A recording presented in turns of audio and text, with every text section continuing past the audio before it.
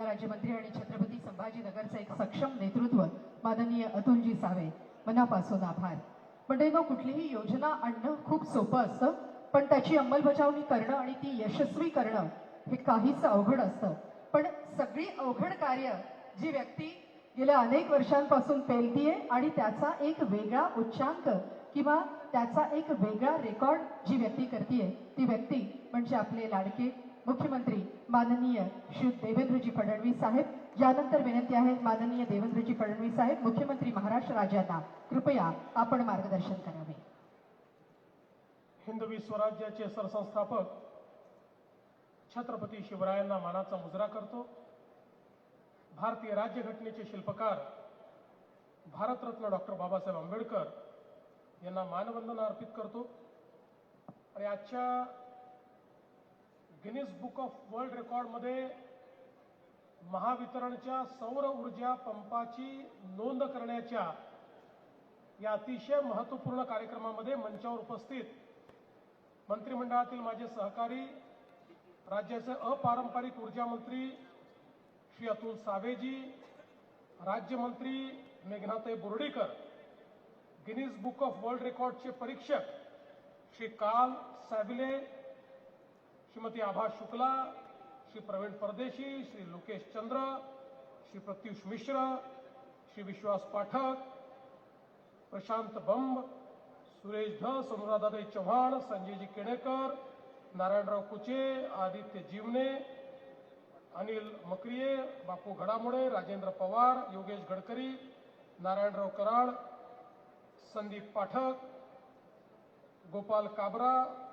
किरण पाटील, अतुल चव्हाण, या ठिकाणी उपस्थित सर्व मान्यवर, विशेष रूपाने उपस्थित आमचे सर्व राज्य सरकारचे लाभार्थी असे सगळे शेतकरी बंधू भगिनी, सगळे आमचे वेंडर्स, फिटर्स, लाईनमन, महावितरणचे सर्व अधिकारी कर्मचारी आणि उपस्थित सर्व भगिनी आणि बंधूंनो, सर्वप्रथम मी छत्रपती संभाजीनगरच्या या भूमीवरनं तमाम महाराष्ट्रातल्या नागरिकांना नमन करतो आणि धन्यवाद देतो. कारण बरोबर 1 वर्षापूर्वी आजच्याच दिवशी एक प्रचंड मोठा आशीर्वाद महाराष्ट्राच्या जनतेने आमच्या महायुतीला दिला. 232 जागा त्या ठिकाणी निवडून आल्या आणि आपल्या सगळ्यांच्या आशीर्वादाने मुख्यमंत्री पदाची सूत्र मी स्वीकारली आणि आज 1 वर्ष पूर्ण झालेलं आहे. हे 1 वर्ष महाराष्ट्राच्या जनतेला समर्पित वर्ष आहे. या 1 वर्षामध्ये महाराष्ट्रामध्ये मूलभूत बदल झाले पाहिजेत.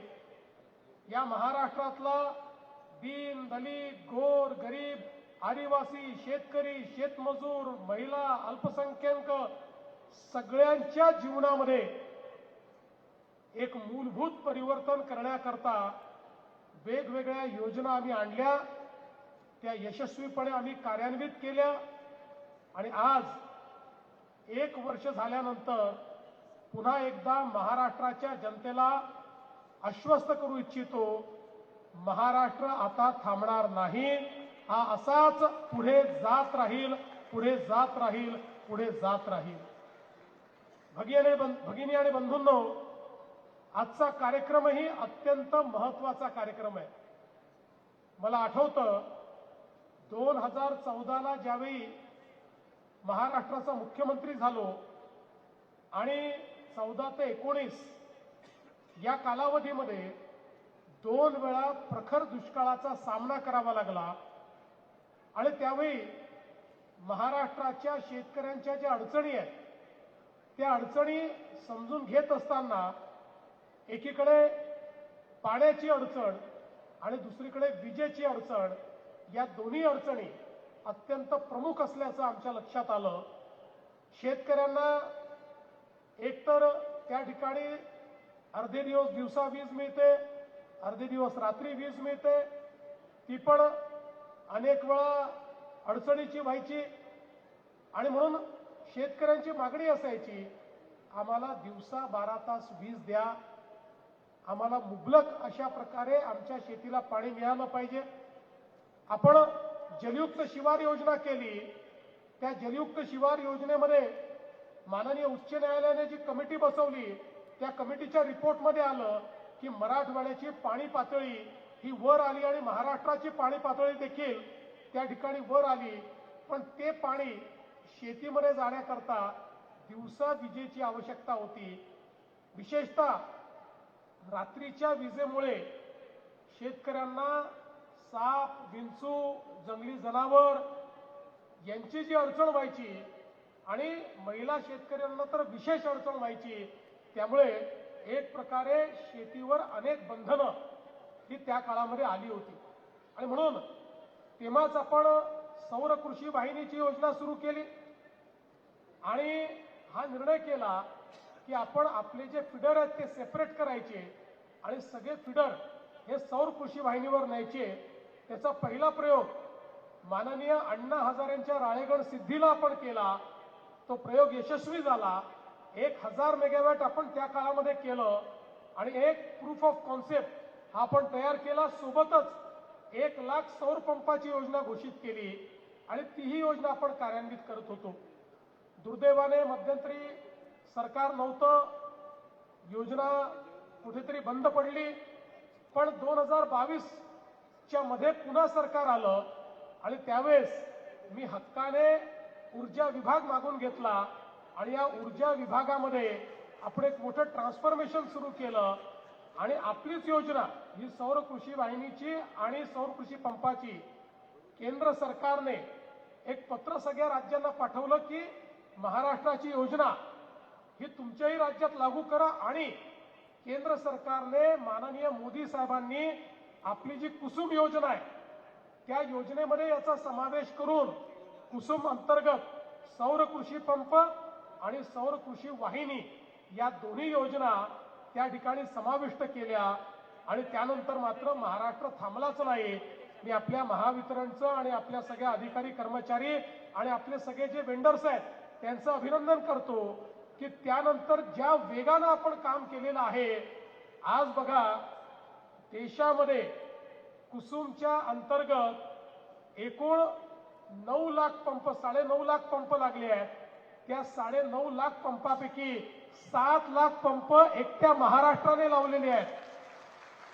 म्हणजे अख्ख्या देशात जेवढे पंप लागले त्याच्या 65% पंप हे एकट्या महाराष्ट्राने या ठिकाणी लावून दाखवले. आणि सुरुवातीच्या काळात लोक म्हणायचे सौर पंप लावला पाणी येणार नाही, मग त्या ठिकाणी योग्य आमची त्या ठिकाणी फायदा होणार नाही, आमच्या अडचणी तयार होतील. पण हळूहळू जसे पंप लागायला लागले लोकांच्या लक्षात आलं की याच्यामध्ये तर आपला मोठा फायदा आहे. 25 वर्ष विजेचं बिल भरायचं नाही, 365 दिवस दिवसा वीज मिळते. जेव्हा पाणी आवश्यक त्यावेळी पंपाला वीज. अशी अवस्था कोणालाही रात्री शेतीमध्ये जाण्याची आवश्यकता नाही. आणि 3 पिकं घेण्याची देखील त्या ठिकाणी व्यवस्था या सौर कृषी पंपामुळे झाली. आणि मग एका शेतकऱ्याचं पाऊण दुसरा शेतकरी, दुसऱ्याचं पाऊण तिसरा शेतकरी, आणि यातनं एक प्रकारे आज देशामध्ये आपण पहिल्या क्रमांकावर आलो.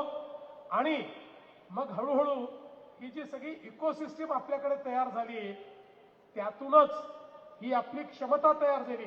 मला आठवतं 2013-14 साली आपल्याकडे 4-4 वर्षाचं पेड पेंडिंग असायचं. म्हणजे एखाद्या व्यक्तीने पंप मागितला 4 वर्षांनी त्याला पंप मिळायचा.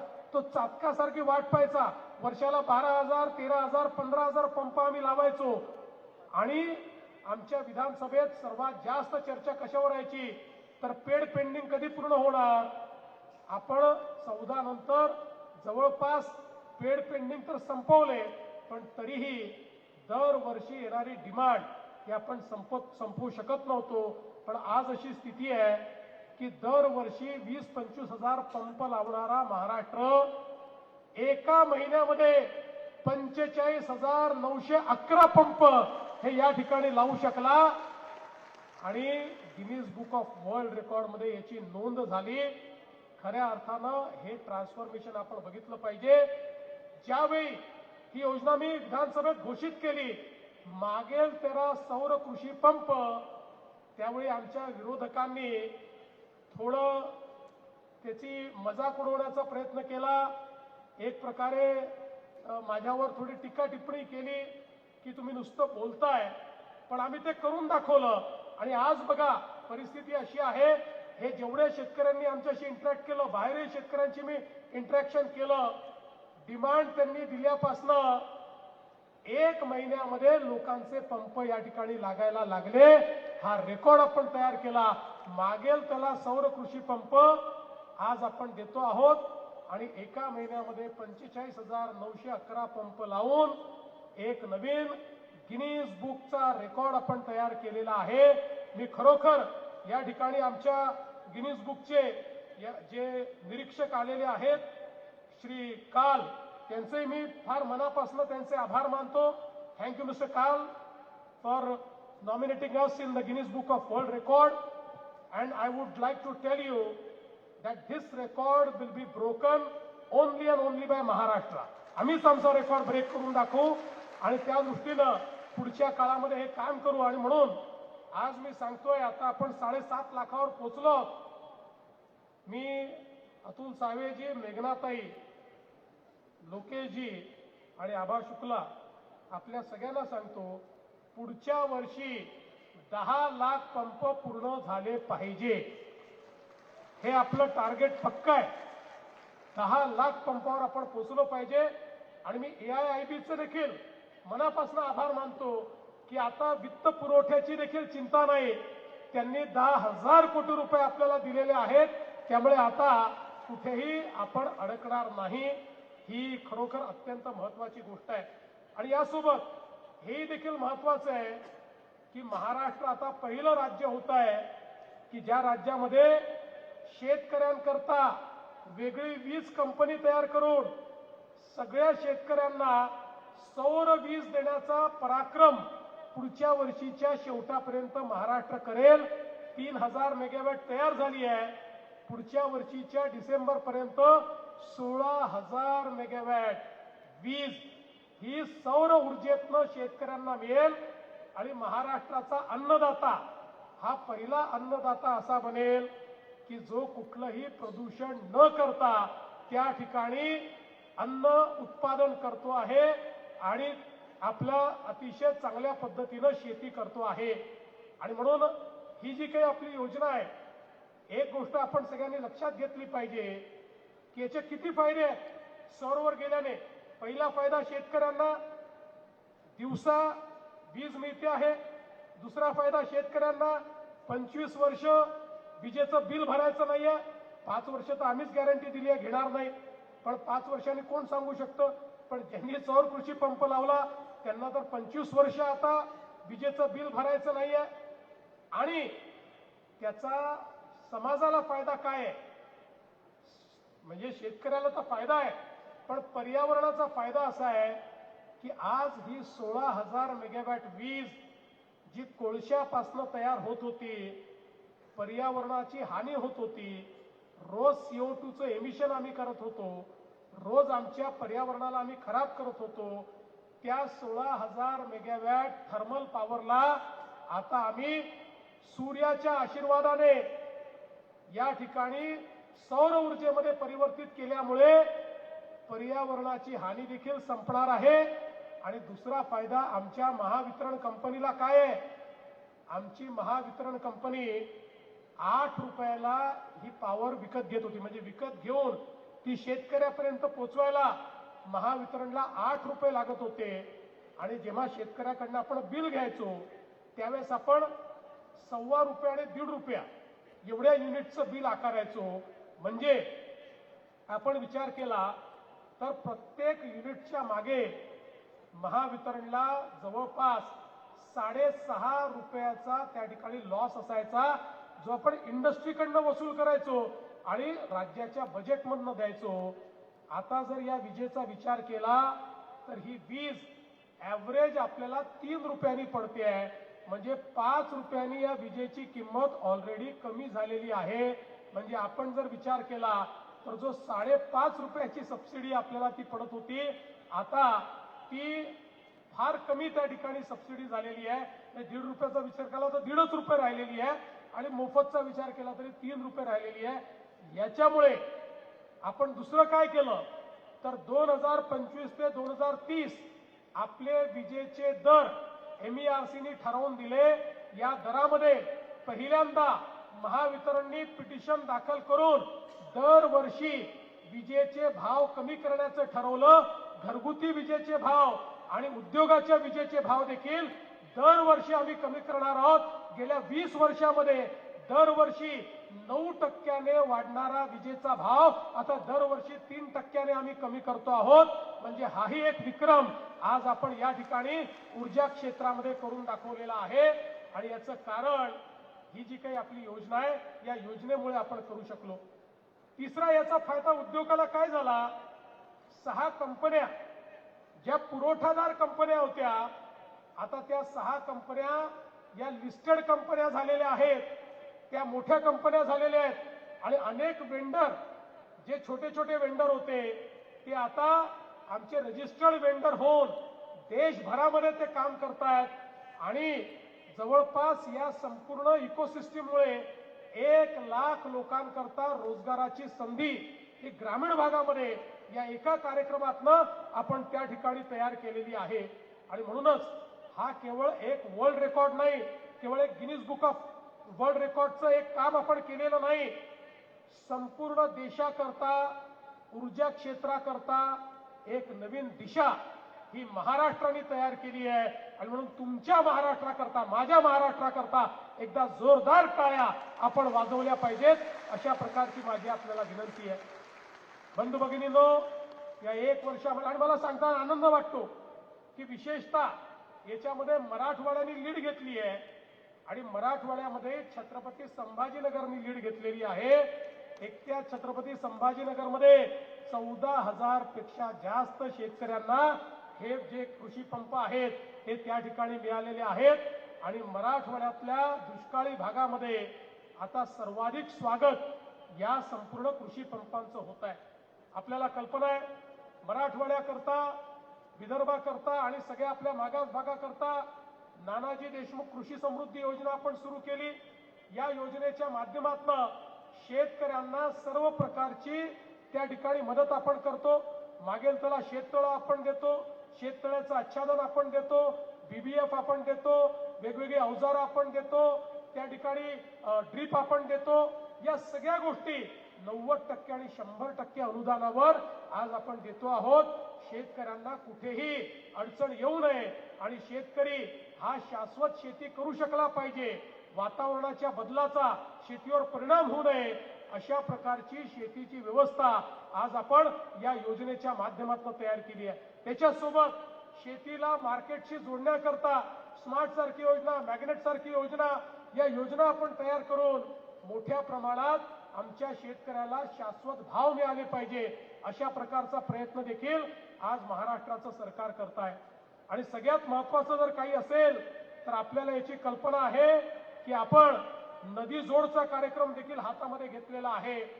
कारण एक स्वप्न 2015-16च्या दुष्काळात मी बघितलं होतं की मराठवाड्याच्या आणि विदर्भाच्या या पिढीने दुष्काळ पाहिला, पुढच्या पिढीला दुष्काळ पाहू द्यायचा नाही, हा आपला निर्णय आहे. आणि म्हणून आपण नदी जोड प्रकल्प हातामध्ये घेतलेला आहे. आणि मला सांगताना आनंद वाटतो की लवकरच आपण या ठिकाणी वाहून जाणारं 53 TMC पाणी जे समुद्रात जात आहे ते आपण मराठवाड्यामध्ये आणणार आहोत. आणि त्यासोबत जे काही सांगली आणि कोल्हापूरचं दरवर्षी जे पुराचं पाणी आहे, जवळपास 100 TMC पाणी आहे, त्यातलंही 35 TMC पाणी हे फ्लड डायव्हर्शनच्या माध्यमातून आपण मराठवाड्यापर्यंत आणणार आहोत. त्यामुळे पुढच्या काळामध्ये आमचा मराठवाडा हा दुष्काळ मुक्त झालेला आपल्याला पाहायला मिळेल. आणि त्या दृष्टीनं सरकारने काम सुरू केलंय. विदर्भामध्येही नळगंगा वैनगंगाच्या माध्यमातून दुष्काळ मुक्ती आहे. उत्तर महाराष्ट्रामध्ये देखील आपण त्या ठिकाणी जे नदी जोड प्रकल्प हातात घेतले आहेत, त्यामुळे मोठ्या प्रमाणात तिथे दुष्काळ मुक्ती होणार आहे. त्यामुळे मला हा विश्वास आहे की एक प्रकारे शेतीच्या क्षेत्रातलं ट्रान्सफॉर्मेशन हे आपल्या सरकारने सुरू केलं आहे आणि पुढच्या 4 वर्षामध्ये एक मोठा परिणाम हा शेती क्षेत्रामध्ये आपल्याला निश्चितपणे पाहायला मिळेल. बंधू भगिनींनो, मी अजून जास्त या ठिकाणी बोलणार नाही. खरं म्हणजे 1 वर्ष पूर्ण झालं आहे. काय काय सांगावं आणि काय काय नको असं मला झालेलं आहे. पण आज सौर पंपाचा आणि कृषीचा कार्यक्रम आहे म्हणून कृषीबद्दलच्या काही गोष्टी तुम्हाला सांगितल्या. आपल्याला माहिती आहे यावेळेस शेतकरी आमचा अडचणीत आला. मोठ्या प्रमाणात अतिवृष्टीने शेतकऱ्याचं नुकसान झालं. जवळपास 32,000 कोटी रुपयाचं पॅकेज हे शेतकऱ्यांना दिलं आणि आज शेतकऱ्यांच्या खात्यामध्ये मोठ्या प्रमाणात पैसा देखील पोहोचवण्याचं काम हे आपल्या सरकारने केलंय. मी आज एवढंच सांगतो, हे सरकार शेतकऱ्यांप्रती समर्पित आहे आणि जोपर्यंत माझ्या महाराष्ट्रातला शेतकरी हा सुजलाम सुफलाम होत नाही, जोपर्यंत तो शाश्वत शेतीकडे त्या ठिकाणी वळत नाही, जोपर्यंत त्याची शेती फायद्याची होत नाही, तोपर्यंत आमचे प्रयत्न हे असेच सुरू राहतील. हा विश्वास मी आपल्याला देतो. आपला आशीर्वाद आमच्या पाठीशी राहावा अशी विनंती करतो. पुन्हा एकदा महावितरण, त्यांचे अधिकारी, त्यांचे कर्मचारी, ऊर्जा विभाग, आमचे सगळे वेंडर्स, आमचे लाईनमन आणि ज्या शेतकऱ्यांनी लाभ घेतलाय असे सगळे शेतकरी, या सगळ्यांचं मनापासून अभिनंदन करतो, आभार मानतो आणि माझे 2 शब्द संपवतो. धन्यवाद. जय हिंद, जय महाराष्ट्र. प्रत्येक विषयाचा सर्वांगीण आणि सखोल विचार करणारे दूरदर्शन